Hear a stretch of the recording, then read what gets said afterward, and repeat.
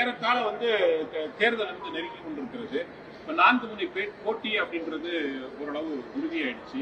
அதிமுக கூட்டணி, திமுக கூட்டணி, விஜய் கட்சி ஒண்ணு, இந்த பக்கம் சீமான் கட்சி, 4 விதமான அணிகள் போட்டியிட்டு களத்தை பொறுத்தவரை எப்படி இருக்கும் அப்படின்னு நீங்க தாங்க கணிக்கணும். எப்படி இருக்குன்னா எங்களை பொறுத்த வரைக்கும் அனைத்து இந்திய அண்ணா திராவிட முன்னேற்ற கழகம் ஏற்கனவே 31 ஆண்டு காலம் தமிழகத்தில் ஆட்சி புரிந்த கட்சி, பல தேர்தலை சந்தித்த கட்சி, பல ஆண்டுகள் ஆட்சி புரிந்த 2019 2021 வரைக்கும் அனைத்து இந்திய அண்ணா திராவிட முன்னேற்ற கழக ஆட்சியில் எண்ணற்ற திட்டங்களை கொடுத்துருக்கோம்.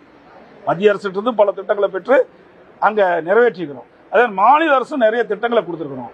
ஆனால் திராவிட முன்னேற்ற கழகம் இந்த 5 ஆண்டு காலத்தில் எந்த ஒரு புதிய பெரிய திட்டமும் இல்லை. சட்டம் ஒழுங்கு அடியோடு சீக்கிரம் தினந்தோறும் கொலை, திருட்டு, வழிப்பிரிப்பு, பாலியல் வன்கொடுமை நடக்காத நாளே இல்லை. தினந்தோறும் தொலைக்காட்சியும் பத்திரிகையும் பார்த்தா இந்த செய்தி தான் வந்துகிட்டு இருக்குது. வேற எந்த செய்தியும் வரல. இவருடைய ஒரே சாதனை ஊழல் செய்து தான் சாதனை இந்த ஆட்சி வயசு.